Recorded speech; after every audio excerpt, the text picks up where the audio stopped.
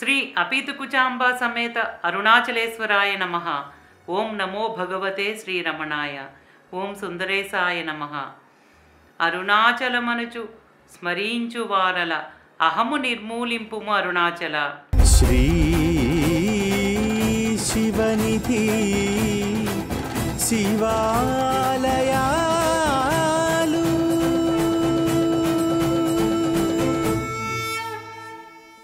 శ్రీ శివనిధి శివాలయాల కార్యక్రమంలో ముందు భాగంలో మహిమాన్వితమైన అరుణగిరి ప్రదక్షిణలో భాగంగా వాయుమూల గణపతి ఆలయం నుండి దూర్వాసముని ఆలయం వరకు అరుణగిరి ప్రదక్షిణను ఆచరించాము.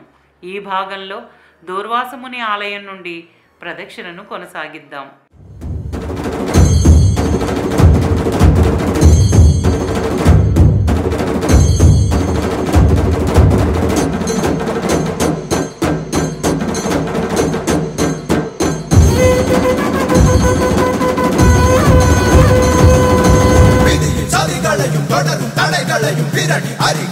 సదాశివ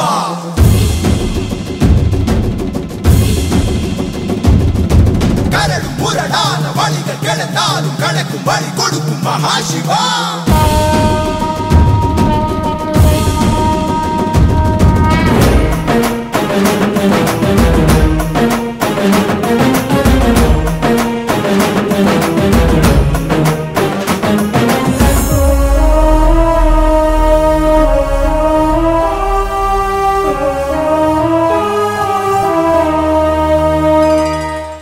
భగవాన్ రమణ మహర్షులు అక్షరమణిమాలలో అరుణాచలుణ్ణి ఇలా కీర్తించారు. మీదు మీదుగా మ్రొక్కు భక్తుల చేరి నీవందితే మేలిమి అరుణాచల.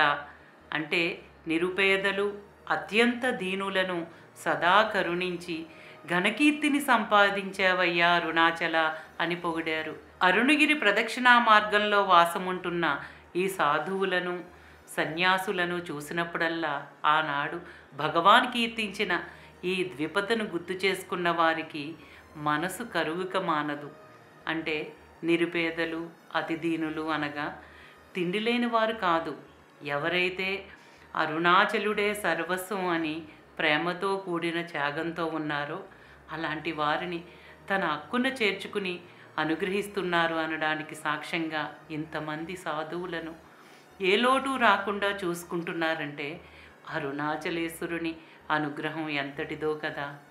ఇక్కడున్న సాధువులందరి ముఖాలలో సంతృప్తి ఆనందం తాండవిస్తూ ఉంటుంది. ఒకసారి అరుణాచలుడు ఎన్నుకుని తన వద్దకు రప్పించుకున్న తరువాత వీరు అలాంటి వారు ఇలాంటి వారు అని వారి బాహ్య వేషధారణలను బట్టి మనం ఎలా నిర్ణయించగలం?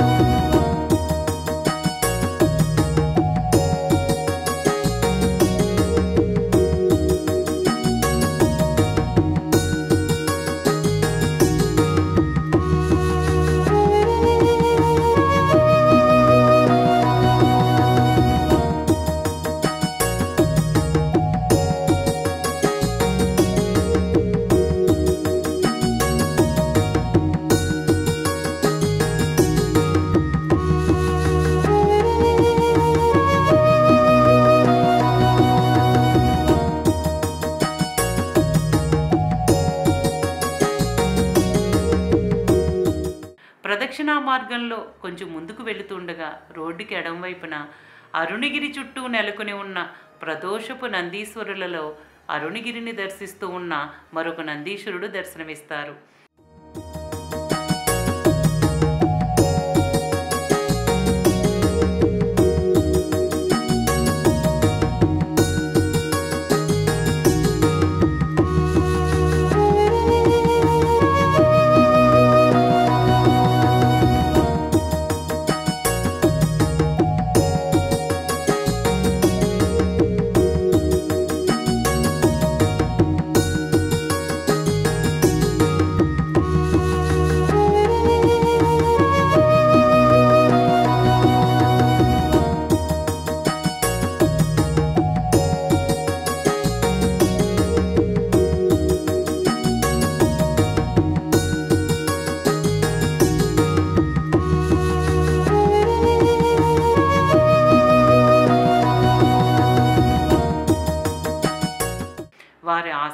కూడా తీసుకుని అక్కడి నుండి కొంచెం ముందుకు వెళ్ళగానే కుడివైపున శోణతీర్థం, శోణ వినాయకుని ఆలయం ఉన్నాయి.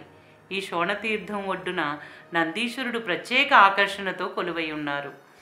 ఈ నందీశ్వరుడు గురించి తెలిసి తెలియని కథలు చాలా ప్రచారంలో ఉన్నాయి. సాధారణంగా ఎక్కడైనా నందీశ్వరుడు పరమేశ్వరుడినే చూస్తూ ఉంటారు. కానీ ఇక్కడ ఉన్న ఈ నందీశ్వరుడు అరుణగిరి ప్రదక్షిణను ఆచరించే భక్తులను వీక్షిస్తూ ఉంటారు. అంటే అరుణగిరి ప్రదక్షిణను ఆచరించిన వారు నరత్వం నుండి రుద్రత్వం పొందుతారనే పురాణ వాక్కును అనుసరించి ఈ నందీశ్వరుడు రుద్రత్వం పొందుతున్న భక్తులను చూస్తూ పరమానంద భరితుడై ఉంటారు.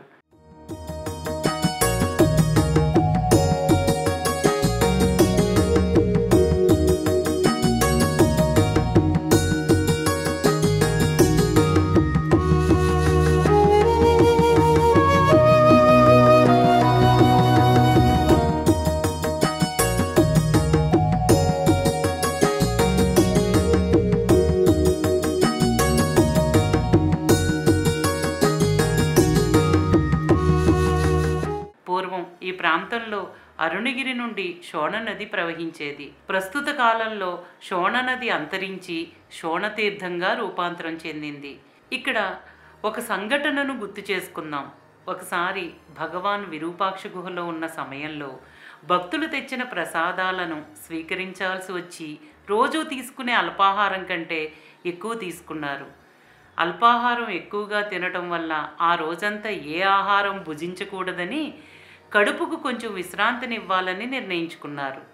భగవాన్ రోజులాగే ఉదయం నడక కోసం 7 గంటలకు విరూపాక్ష గుహ నుండి బయలుదేరి ఇప్పుడున్న రమణాశ్రమం వెనుక మార్గం నుండి ఎవరికీ తెలియకుండా అడవి మార్గం నుండి అరుణగిరి ప్రదక్షిణకు వెళ్ళారు. భగవాన్ 4 పర్లాంగులు నడిచేసరికి ఆ మార్గంలో 7 స్త్రీలు ఆయన్ని అడ్డుకుని, స్వామి, మాకు త్రాగటానికి నీరు కావాలి, సమీపంలో ఏదైనా చెరువు ఉందా అని అడిగారు. అప్పుడు భగవాన్ వారికి కాటుశివ ఆశ్రమం వద్ద ఉన్న సిద్ధర కోనేరుని చూపించి తిరిగి ప్రదక్షిణకు బయలుదేరారు.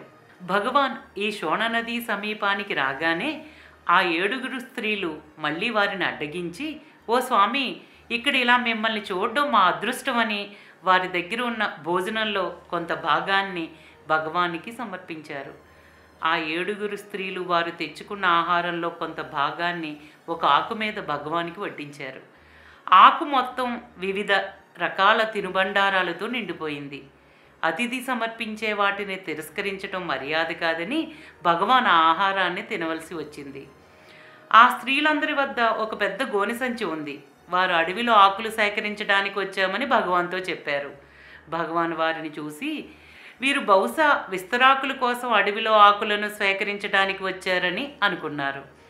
ఆ 7 స్త్రీలను చూసేసరికి భగవాన్కు సప్తమాతృకుల స్వరూపాలు గుర్తుకు వచ్చాయి. భగవాన్ కొంత సమయం ఆ అడవిలోనే విశ్రాంతి తీసుకుని తిరిగి గిరి ప్రదక్షిణగా నడుస్తూ నీరు త్రాగటానికి శోణతీర్థం సమీపానికి వచ్చారు. కొద్ది సమయంలోనే అదే 7 స్త్రీలు మరలా భగవాన్ వద్దకు వచ్చి, స్వామి, త్రాగటానికి నీరు ఎక్కడైనా ఉందా అని అడిగారు.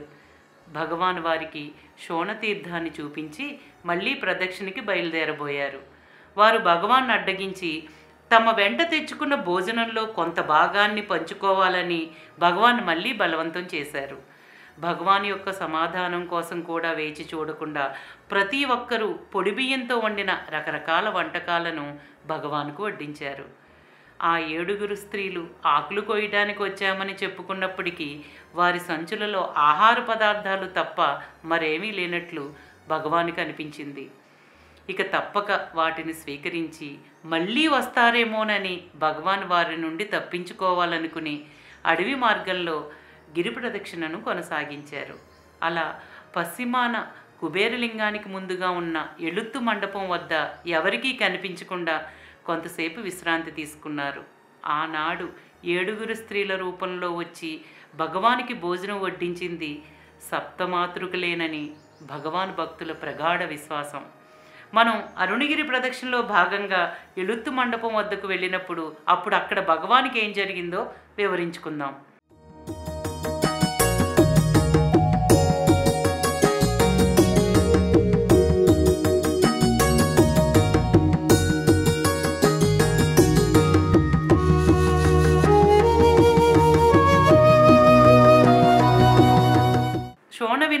నమస్కరించుకుని ఆలయానికి ముందుగా ప్రదోషపు నందీశ్వరులలో మరొక నందీశ్వరుని నమస్కరించుకుని ప్రదక్షిణ కొనసాగిద్దాం.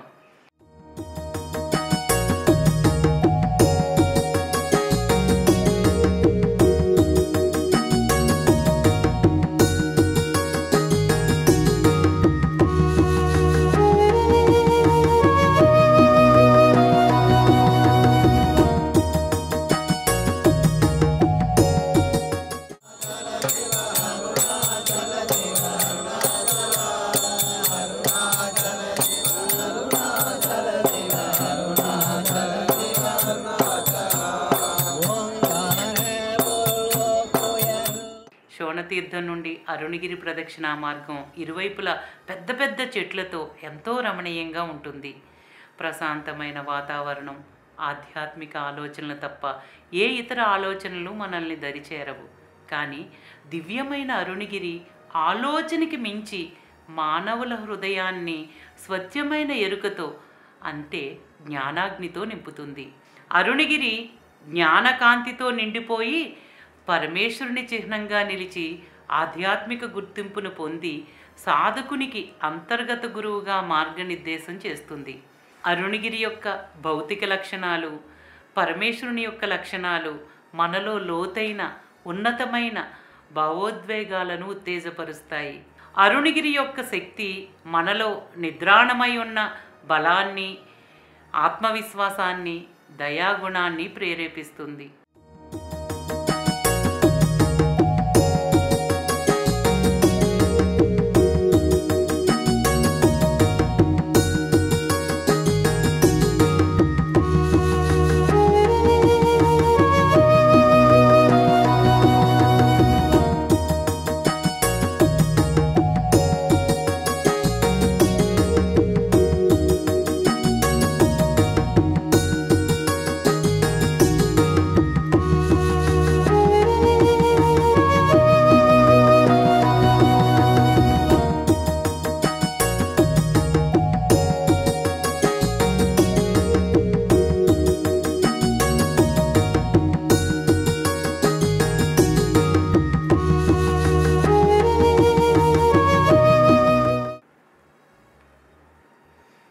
ఓం నమో భగవతే శ్రీరమణాయ. శ్రీ అపీతకుచాంబా సమేత అరుణాచలేశ్వరాయ నమః. ఓం సుందరేశాయ నమః. ప్రేమతో నీనామమాలించు భక్తుల భక్తుగా బ్రోమరుణాచల.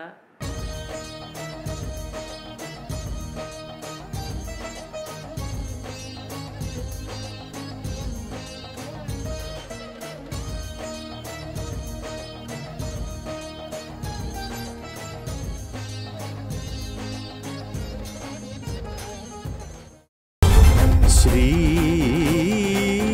శివనిధి శివాలయా